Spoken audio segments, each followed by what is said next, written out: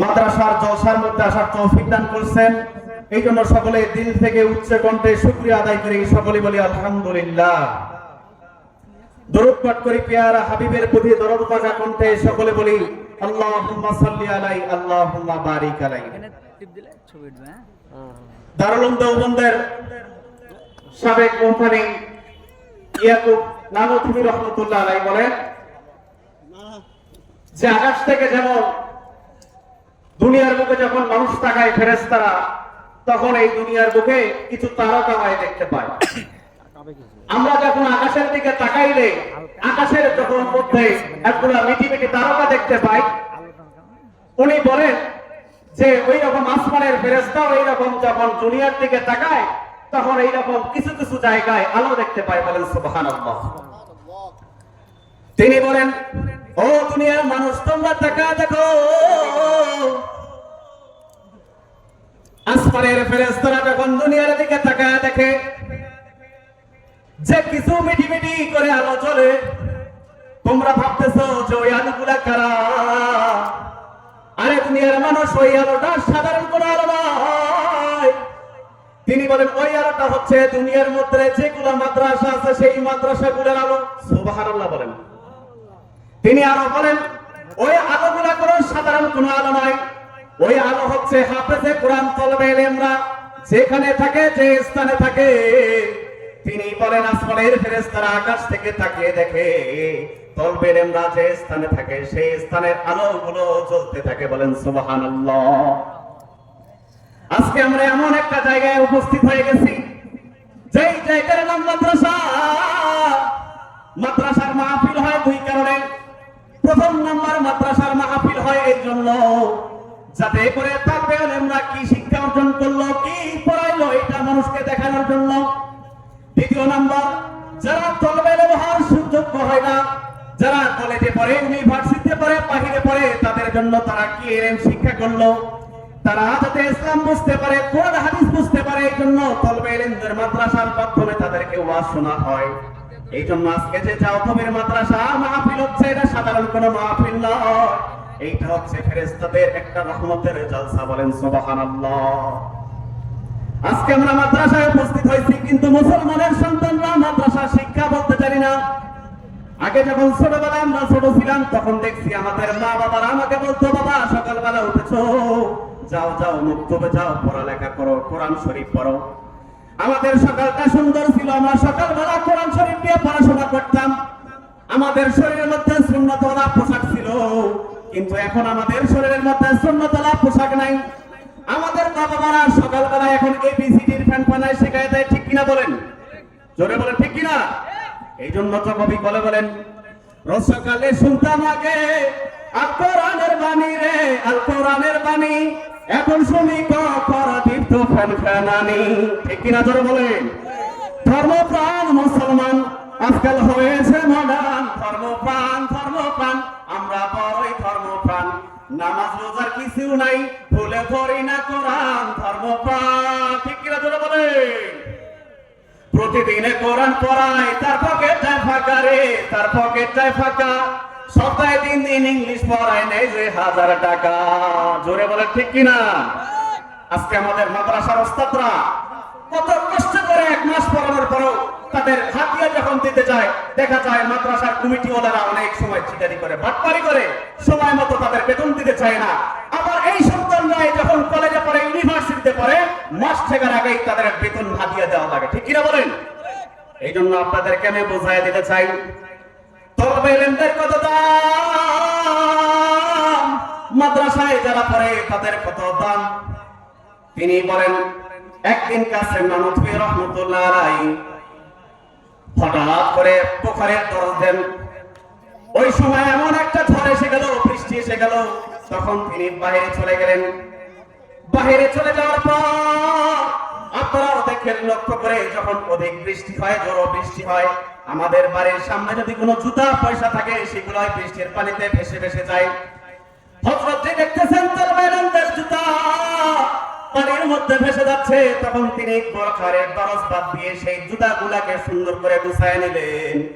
গুছায় নেওয়ার পরে তিনি করলেন কি, ওনার মাথায় যে পাগড়ি আছে সেই পাগড়ি খুলিয়া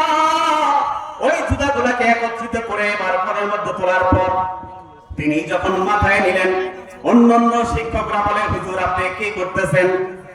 আপনি এত বড় একটা উস্তাদ, শাইখুল হাদিস, আপনি সামান্য একটা তলবে ইলমের আপনি কাপড় নিতেছেন, এটা কেমন করে হয়? তিনি তখন বলে, এগুলা সাধারণ কোন মানুষের জুতা নয়। রোজা হাসানের দিন, কিয়ামতের দিন, যখন আল্লাহ আমাকে ডাক দিয়ে বলবে যে হযরত তুমি কি আমল করছো, সেই দিন আমি কোনো আমল না করলেও বললে আল্লাহর কাছে বলতে পারবো, গো আল্লাহ, আমি তলবে ইলমদের জুতা মাথার মধ্যে নিয়েছিলাম। জোরে বলা যাবে কি সুবহানাল্লাহ? এই জন্য নবী হাদিসের মধ্যে বলেন, মাসালুল মুমিনিল্লাযী ইয়াকরাউল কুরআন, যে মুমিনটা কোরআনের সাথে সম্পর্ক থাকবে, কোরআন পড়বে, কামাসালিল উতরুজ্জা, তার উদাহরণটা হচ্ছে কমলা লেবুর মতো। সুবহানাল্লাহ করে কোন? আমরা দুনিয়াতে সবাই মুসলমান হিসাবে আসি নাই, কালেমা পড়ে মুসলমান হইছি। এই মুসলমানের মধ্যে যারা ঈমানদার হবে এবং পাশাপাশি কোরআন পড়বে, রাসূল বলেন তার উদাহরণটা হচ্ছে কমলা লেবুর মতো। বলতেছে কেন কমলা লেবুর মতো? বলছে কমলা লেবু খাইতেও ভালো লাগে, স্বাদ লাগে, এবং কমলা লেবুর কিন্তু একটা সেন্টও পাওয়া যায়, ঠিক কিনা বলেন? আপনারা দেখবেন কমলা লেবু খাইতেও মিষ্টি লাগে এবং কমলা লেবুর কিন্তু একটা সুঘ্রাণ আছে, ঠিক কিনা বলেন? ওমাসালুল মুমিনিল্লাযী লা ইয়াকরাউল কুরআন, বলছে মুমিন বান্দা যদি কোরআন না পড়ে তার উদাহরণটা কেমন?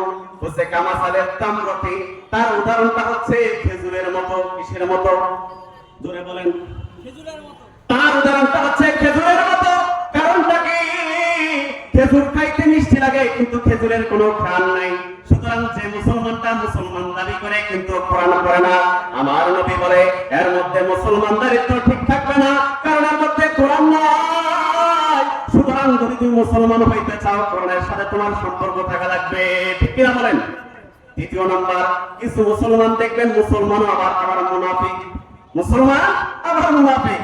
রাসূল সাল্লাল্লাহু আলাইহি সাল্লাম বলেন, মাসালুল মুনাফিকুল্লাযী ইয়াকরাউল কুরআন, ওই মুসলমানটা যে মুনাফিকি করে, ওয়াদা দিয়া ওয়াদা ভঙ্গ করে, কথায় কথায় মিথ্যা বলে, তার উদাহরণটা কেমন?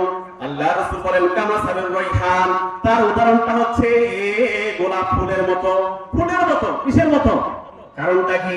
কেন গোলাপ ফুলের কথা বললেন, চমৎকার ফুলের কথা বললেন? দেখবেন আপনারা তাকায় দেখে পৃথিবীর মধ্যে অনেক ফুলের গাছ আছে, কিন্তু ফুলের গাছের মধ্যে কিন্তু কাঁটা নাই। কিন্তু গোলাপ ফুল যদিও সুন্দর, তার গাছের মধ্যে কিন্তু কাঁটা আছে, ঠিক কিনা জোরে বলেন? এই জন্য বলেন মুনাফিক কিন্তু যদি মুসলমান হয় আবার কোরআনে পড়ে, তার উদাহরণটা হচ্ছে ওই রকম গোলাপ ফুলের মতো। আবার মুনাফিক কিন্তু কোরআনের সাথে সম্পর্ক নাই। আমার নবী জানিয়ে দেন, ওমাসালুল মুনাফিকিল্লাযী লা ইয়াকরাউল কুরআন কামাসালিল আনজালাতি, তার উদাহরণটা হচ্ছে জাকুম ফলের মতো, কাঁটা জ্বলা ফলের মতো। আজকে তাকায় দেখেন আমার নবী ডাক দিয়ে বলে কোরআনের সাথে যারা সম্পর্ক রাখবে তার দাম আল্লাহর কাছে অনেক বেশি। সুবহানাল্লাহ বলেন, জোরে বলেন না সুবহানাল্লাহ। রাবিয়া বসরীকে ডাক দিয়ে বলে, রাবিয়া বসরী বলো বলো তোমার দাম বেশি না আমার দাম বেশি? ছাত্র জিজ্ঞাসা করে রাবিয়া বসরীকে। রাবিয়া বসরী বলে, বাবা তুমি তো পুরুষ বলতেছো তোমার দাম বেশি, আগে তোমার উত্তরটাই দাও, বলো তুমি দাম কেন বেশি, তোমার দাম কেন বেশি? এইবার তার সন্তান ছাত্র এইবার বলতেছে, রাবিয়া বসরী শোনো, আমার দাম এই জন্য বেশি কারণ তার পৃথিবীর মধ্যে যত ইমাম সাহেবরা আছে সব পুরুষ। সুবহানাল্লাহ বলেন। পৃথিবীতে যত ইমাম আছে সব কি পুরুষ না মহিলা? পুরুষ। সুতরাং পুরুষের দাম বেশি। দুনিয়ায় যত নবী হয়ে আসছেন সব পুরুষ, সুতরাং পুরুষের দাম বেশি। এইবার রাবিয়া বসরী রাহমাতুল্লাহ আলাইহি বলেন, দুনিয়ার মধ্যে পুরুষের দাম নাই, মহিলাদের দাম নাই। দুনিয়াদের মধ্যে যাদের মধ্যে কোরআন আছে, সে পুরুষ হোক বা মহিলা হোক, তার দাম আল্লাহর কাছে বেশি আছে। সুবহানাল্লাহ বলেন। সুতরাং যাদের ভিতরে কোরআন নাই তাদের দাম আল্লাহর কাছে নাই, সে পুরুষ হোক বা মহিলা, ঠিক কিনা বলেন? এই জন্য আপনার আমার জিন্দেগির মধ্যে যদি কোরআন থাকে, কোরআনের সাথে যদি আমাদের সম্পর্ক থাকে, আমাদের সম্পর্ক যদি কোরআনের সাথে থাকে, তাহলে আমার দাম বাড়িয়ে দিবে কে? জোরে বলেন, আমার দাম বাড়িয়ে দিবে কে? আল্লাহ আমার দাম বাড়িয়ে দিবে। সুবহানাল্লাহ বলেন। এই জন্য কবি বলেন, চিরদিনে দুনিয়ায় রয়েছে হায় কোরআনের জয়। কিসের জয় বলেন? সবাই বলেন কিসের জয়? চিরদিনে দুনিয়ায় রয়েছে হাই কোরআনের জয়, যুগে যুগে কোরআনের কারণে, যুগে যুগে কোরআনের কারণে মরণ যেন হয়, চিরদিনে দুনিয়ায় রয়েছে হাই কোরআনের জয়। জোরে বলা যাবে কি আল্লাহু আকবার? এই জীবনে যতদিন রবে প্রাণ আমি গেয়ে যাব কোরআনের গান। কিসের গান গাবো? জোরে বলেন কিসের গান গাবো? এই জীবনে যতদিন রবে প্রাণ আমি গেয়ে যাব কোরআনের গান। কোরআন আছে বলে মানুষ বাঁচে এই দুনিয়ায়, চিরদিনে দুনিয়ায় রয়েছে হয় কোরআনের জয়। সকলে একবার উচ্চ কণ্ঠে বলেন আল্লাহু আকবার। সুতরাং মুসলমান, আজকের থেকে আমরা শিক্ষা নিয়ে যাব, আমরা মুসলমান পুরুষ হই বা মহিলা হই, আমাদের সম্পর্ক যদি কোরআনের সাথে না থাকে তাহলে আমার দাম কিন্তু থাকবে না। সুতরাং আজকে আমরা এখান থেকে নিয়ত করে যাব, এই জাতীয় মাদ্রাসা থেকে নিয়ত করে যাব যে আমাদের হায়াত পর্যন্ত, যতদিন আমার আল্লাহ হায়াত রাখছে মৃত্যু পর্যন্ত আমাদের সম্পর্ক থাকবে একমাত্র কোরআনের সাথে। কার সাথে বলেন? বলেন কার সাথে? কারণ কোরআন আমার কবরের সাথী, কোরআন আমার কিয়ামতের দিনের সাথী। এই জন্য কোরআনের সুপারিশ ছাড়া মানুষের জান্নাত পাওয়া সম্ভব নয়। এই জন্য কোরআনটাই যদি আমার বন্ধু না হয়, কোরআন ওয়ালা যদি আমার বন্ধু না হয়, তাহলে আমাদের জীবন কি ঠিক থাকবে ভাই? এই জন্য আজ থেকে আমরা নিয়ত করে যাই যে আমরা কোরআনের সাথে সম্পর্ক রাখবো ইনশাআল্লাহ। বলেন সকলে বলেন ইনশাআল্লাহ। আল্লাহ সবাইকে তৌফিক দান করুক। আসসালামু আলাইকুম ওয়া রাহমাতুল্লাহি ওয়া বারাকাতুহু।